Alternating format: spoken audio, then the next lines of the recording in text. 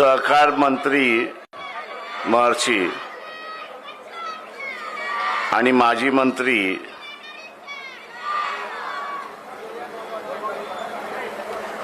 दिलीपरावजी देशमुख, त्याच्याच बरोबर अमित विलासरावजी देशमुख माजी मंत्री, लातूरचे असणारे खासदार शिवाजीराव कळगेजी, माजी आमदार आणि काँग्रेस पक्षामधले युवा नेते धीरज विलासराव देशमुखजी, त्याच्याच बरोबर काँग्रेस पक्षाचे काही जणांची नावं घेतो, उरलेल्यांनी माफ करावं, अभय साळुंके, डॉक्टर किरण जाधव, जितेंद्र देहाडे, बाळासाहेब आजबे, त्याच्याच बरोबर या ठिकाणी वंचित बहुजन आघाडीचे संतोष सूर्यवंशी, मंजुषताई निंबाळकर, मुफ्ती सय्यद, अमोल लांडगे, उपस्थित सर्व बंधूंनो, भगिनींनो, बालमित्रांनो, आज महानगरपालिकेतल्या निवडणुकीचा प्रचारातला शेवटचा दिवस आहे आणि त्याच्यामुळे मी आपल्या समोर 15 ते 20 मिनिटं फक्त बोलणार आणि पुढच्या सभेला निघणार आहे. मी आपल्याला दोनच गोष्टीची जाणीव या ठिकाणी करून देणार आहे आणि ती म्हणजे तुम्हाला तुमची कंबर मोडून घ्यायची आहे का? शक्य? खात्रीलायक माहिती आहे का तुम्हाला तुमची कंबर मोडून नाही घ्यायची आहे? आवाजच येत नाही, त्याच्यामुळे तुम्हालाच मोडून घ्यायचं असं मला वाटतंय.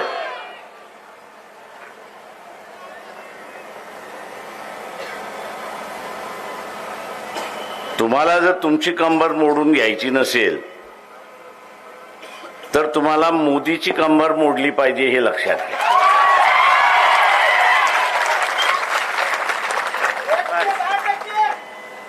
तुम्ही जर मोडली नाही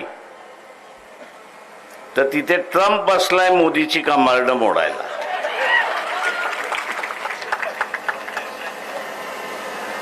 आता ट्रम्पनी जर असताना का मोदीचं कंबरडं मोडलं तर तुमचंही कंबरडं मोडलं हे लक्षात घ्या.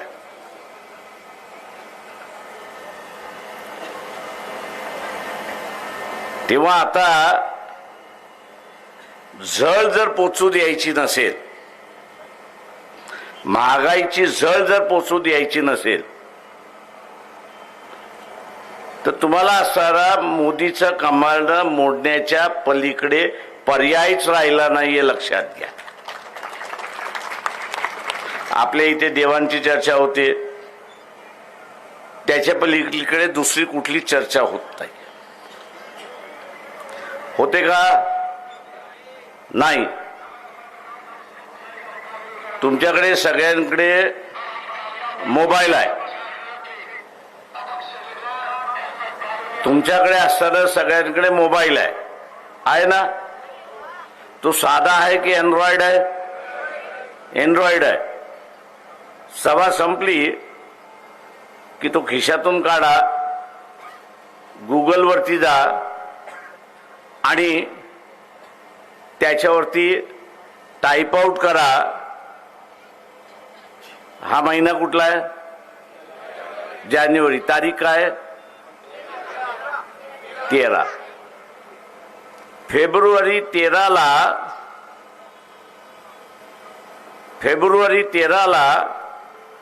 डॉलरचा भाव काय असेल फक्त एवढं टाइप आउट करून बघा आणि तुम्हाला दिसेल की हा भाव 120 रुपयापासून 130 रुपयापर्यंत असेल. मी महागाई का वाढते हे आपल्याला असताना सांगतो. आपल्या इथे याची चर्चा होतच नाही, फक्त महागाई झाली, महागाई झाली, महागाई झाली अशी चर्चा होते. आता ही महागाई वाढण्याचं कारण सांग. आज 90 रुपयाला $1 भेटतो, बरोबर आहे. वर्तमानपत्र वाचता ना, त्याच्यामध्ये पहिल्याच पानावरती भाव असतो. आज 90 रुपयाला आहे. 13 फेब्रुवारीला तो असणारा 120 रुपयाला खरेदी करायचा असेल तर काय करावं लागतं? किती रुपये जास्ती जातात? किती? 30 रुपये. आता हे 30 रुपये सरकारच्या खिशातून जाणार, बरोबर. सरकार कोणाच्या खिशातून काढणार? म्हणजे महागाईचा झळ कोणाला बसला?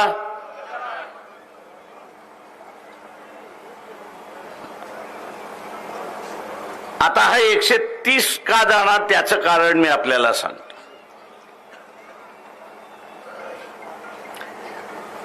ट्रम्पचं आणि मोदीचं भांडण चाललंय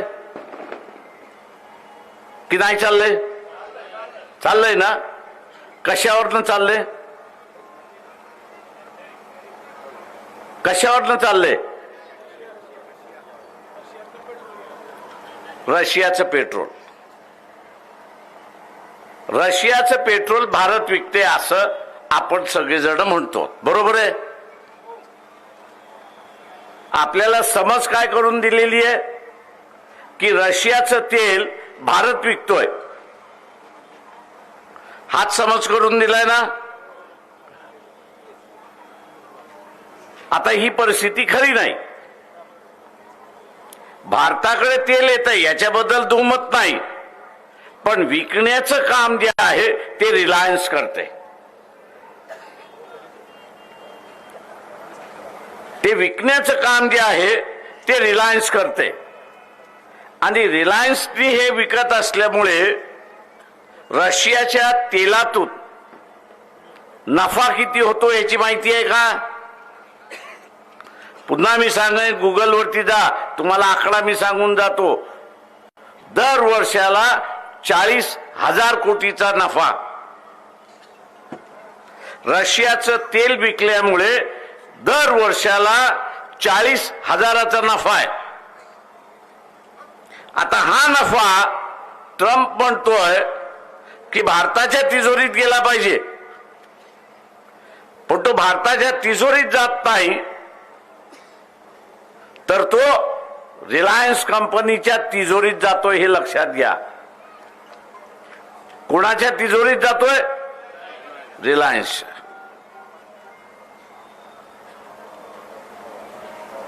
दुसरं ट्रम्प असं म्हणतोय की रशिया जे युक्रेन बरोबर युद्ध करते ते याच पैशातून करते आणि भारतीय नागरिक डिझेल आणि पेट्रोल प्रत्येक लिटर पाठीमागे काय भाव देतो, काय भावात खरेदी करतो? किती? तुमच्याकडे मोटरसायकल नाही का? स्कूटर नाही का? आहे ना. मग ते काय पाण्यावरती चालते की डिझेल आणि पेट्रोलवरती चालते? त्याच्यामुळे खरेदी करताना तुम्हाला मोदी पकडणार नाही, काळजी करू नका. तुम्ही भाव जरी सांगितला तरी मोदी तुम्हाला पकडणार नाही, त्याची गॅरंटी मी देतो तुम्हाला.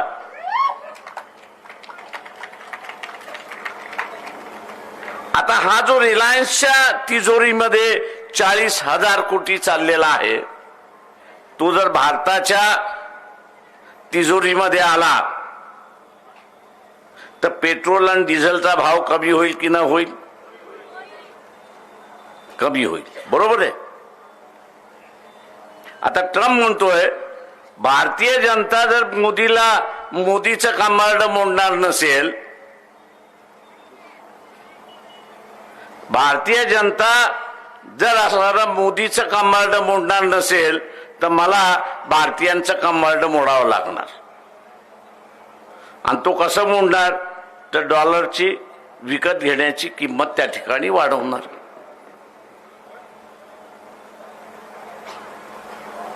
डॉलरची किंमत त्या ठिकाणी तो वाढवणार. म्हणून म्हटलं की तुम्हाला महागाई पाहिजे की आजचे जे भाव आहेत त्या भावामध्ये माल मिळाला पाहिजे, काय पाहिजे? महागाई पाहिजे का? महागाई पाहिजे असेल तर खुशाल मोदीला मत द्या, खुशाल मोदीला मत द्या. 2 महिन्यानंतर आमच्याकडेच बोंबलत येणार की मोर्चे काढा, आंदोलन करा, महागाई कमी करा. त्यावेळेस आम्हीच तुम्हाला विचार, शांतपणे शिकवत होता तेव्हा गेलात कुठं होतात? आणि म्हणून मित्रो, आपल्या घरामध्ये उपासमार येऊ नये. जे आज आठवड्याला एकदा दोनदा मटण खातो की न खातो? आज 800 रुपये किलो आहे, बरोबर? तो 1600 रुपये किलो झाला तर ते एका दिवसावरती याल. म्हणजे आठवड्यातून 2 दिवस खात होता ते 2 दिवसाच्या ऐवजी 1 दिवसावरती याल.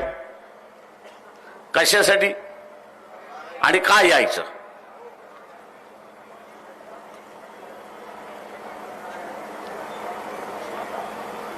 आणि म्हणून आपण असणारा आपला अधिकार वापरला पाहिजे, हे लक्षात घ्या. हे विश्वगुरूचं भांडण आहे. ट्रम्प म्हणतो जगाचा गुरु मी आहे, आणि आपला गुरु काय म्हणतो? मी होणारा गुरु आहे.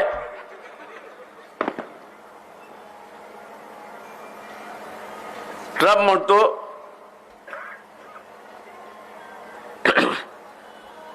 तुझा हा जो इगो वाढलेला आहे, इंग्लिश हे शब्द इगो आहे, आपण मराठीमध्ये काय म्हणतो त्याला? माज म्हणतो. ट्रम्प म्हणतो ह्याचा माज मी मोडल्याशिवाय राहणार नाही. आता त्याचा माज मोडता मोडता आपला माज मोडला जाईल, त्याचं काय? आणि म्हणून नगरपालिकेची निवडणूक ही नगराच्या सुविधांवरती लढल्या जाते, हे बरोबर आहे, मी त्याच्याबद्दल दुमत नाही. परंतु या महानगरपालिकेच्या निवडणुकीच्या माध्यमातून ट्रम्पला तुम्हाला असणारा एक संदेश द्यायचा आहे. काय संदेश द्यायचा आहे? की याचा माज तू मोडायला येऊ नको, आम्हीच याचा माज मोडून टाकतो. याच्या विरोधात मतदान देऊन आम्ही याचा असणारा माज मोडतो, तू येण्याच्या भानगडीत पडू नको.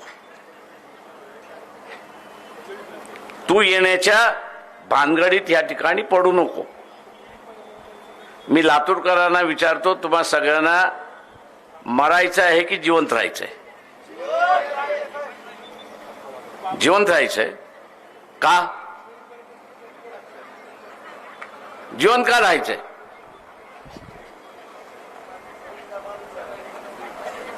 जिवंत कशासाठी राहायचे ते तर सांगा.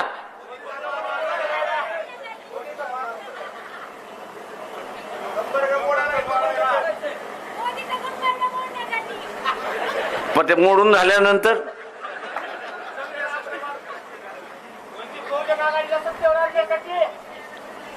एक लक्षात घ्या, लातूरच्या बाजूला काय आहे?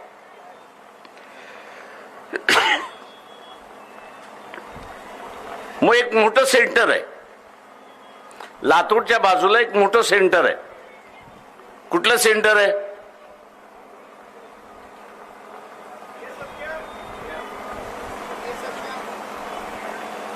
कुठला कॅम्प?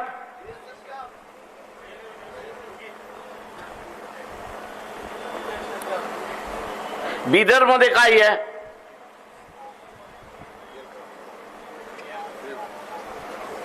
बिदर मध्ये काय आहे?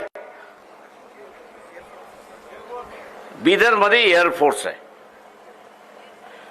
तुम्ही जर मोडला नाही कमांड मोदीचं,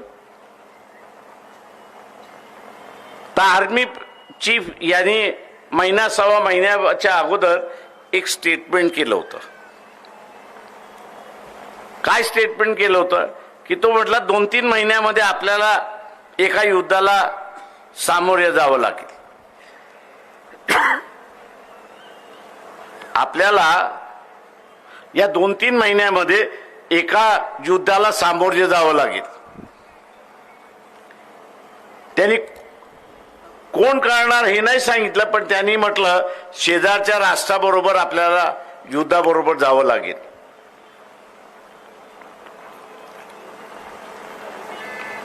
आता हे जे शेजारचं राष्ट्र म्हणजे आपल्याला माहिती आहे, एक बांगलादेश आहे, एक चायना आहे आणि एक पाकिस्तान आहे. युद्ध आपलं पाकिस्तान बरोबरच होतं. म्हणून मी विचारलं की तुम्हाला जिवंत राहायचं आहे का. बिदर हा असणारा एक हवाई अड्डा आहे, एअरफोर्सचा एक हवाई अड्डा आहे. ते टार्गेट होणार की न होणार. युद्ध झालं तर ते टार्गेट होणार की न होणार. एखादा चुकून बॉम्ब, एक चुकून मिसाईल लातूरवरती पडलं तर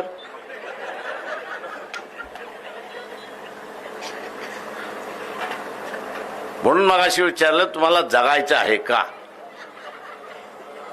आता हे युद्ध सुद्धा थांबवायचं असेल तर तुमच्या हातामध्ये आहेत का तुम्ही मालक आहात. मतदार हा मालक आहे या देशामधला. ट्रम्पला मोदीचा माज मोडवायचा आहे. तुम्ही ट्रम्पला सांगू शकता अरे आम्ही मतदान विरोधी देऊन मोदीचा माज मोडलाय, युद्ध करण्याची काही गरज नाही. युद्ध करण्याची काहीच गरज नाही. आपल्याला जिवंत राहण्यासाठी, आपल्या स्वार्थासाठी इथे मोदीचा माज मोडला पाहिजे, कंबाळनं मोडलं पाहिजे, हे आपण सारं लक्षात घ्या. जे मोदीचं कंबाळनं मोडलं पाहिजे त्या सगळ्यांनी हात वरती करा. मी तुम्ही माझ्यासमोर तर हात वरती करत नाही. 15 तारखेला मतदान देऊन तुम्ही असताना कंबाळनं मोडायचं असेल तर 15 तारखेला मतदान केल्याशिवाय मोडत नाही, हे लक्षात घ्या. लातूरमध्ये 70 जागा असतील याच्याबद्दल दुमत नाही, पण लातूरकरांचा असणारा संदेश हा मोठा संदेश आहे की बा आम्ही असणाऱ्या आमच्या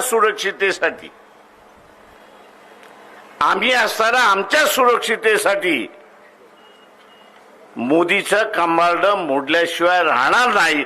हा संदेश ट्रम्पला गेल्याशिवाय राहणार नाही, हे लक्षात घ्या. आणि म्हणून काँग्रेस आणि वंचित बहुजन आघाडी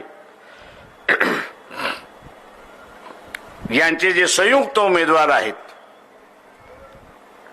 या संयुक्त उमेदवाराची निशाणी, काँग्रेसच्या उमेदवाराची निशाणी पंजा आहे आणि वंचितच्या उमेदवाराची निशाणी गॅस सिलेंडर आहे. तेव्हा या दोन्ही चिन्हावरती बटन दाबून आपण मोदीचं कंबाळं मोडावं ही अपेक्षा धरतो आणि आपली रजा घेतो. जय भीम, नमस्कार.